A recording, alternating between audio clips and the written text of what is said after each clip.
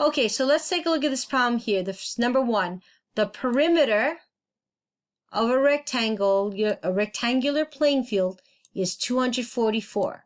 So I'm going to need this formula right there. It says if the length, so that's L, is equal 2 feet longer. Longer means plus. Twice, 2 times width. What are the dimensions? So dimension is length and width. That's what we're trying to find, length and width. Okay, so let's take a look. Now the easiest thing to check is perimeter, because I know the formula of the perimeter is P equals to 2 times the length plus 2 times the width. So let's try the first one here. 2 times 20 plus 2 times 41. This equals, using your handy dandy calculator, equals to 122. Let me double check just to be safe. Yep, I double checked on my calculator. It is 122. So this cannot be one of the answers.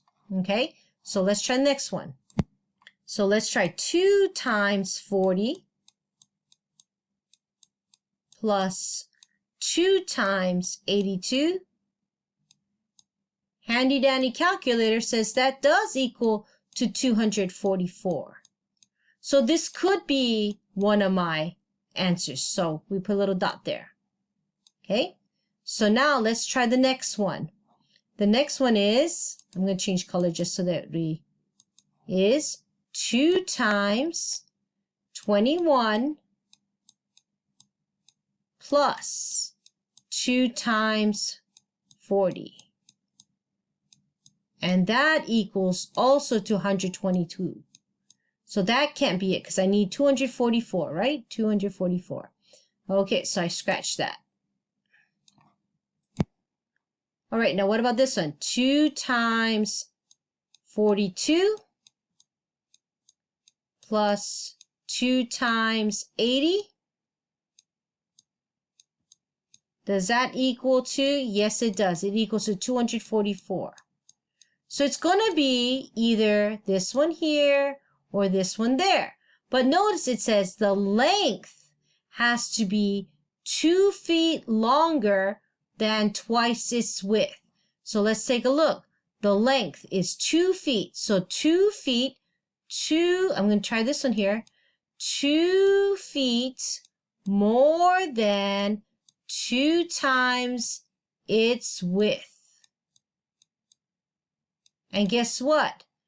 This is the width. If this is the width, this is the length. So 2 plus 2 times 40 is 82. So it should be this one just to be safe. I'm going to double check this one. 2 plus 2 times 42. Does that equal to 80? No, it does not equal to 80. So my answer is 40 and 82. Okay, so we're trying to find which graph best represents the equation y equal to 1/3 x minus 2. Okay, so the first thing I always like to check out is slope because it's obvious a lot of times, right? So here the slope is positive. This is positive, so it could be this one. Positive. This one's also positive. It's going up. This is positive. But if we take a look at this last one down here, give me a second. Scroll down. Last one down here. This is going downhill. How do I know it says negative slope? Because if I write my name on it, my name goes downhill. So I know for sure that this is not one of my solutions because I need a positive slope of 1/3. So let me go ahead and erase everything, but I definitely know that this one is gone. So now I'm going to focus my attention on the next 3 graphs, these top graphs here. And once again, I know my y equals to 1/3 x minus 2. Now, I hate trying to count these little itty bitty squares, so I'm going to see if I'm going to narrow it down further with a y-intercept of -2. This has a y-intercept of -2. This has a y-intercept of +2, so it's not this one here. And this one has a y-intercept of -2. So it's either this one or this one.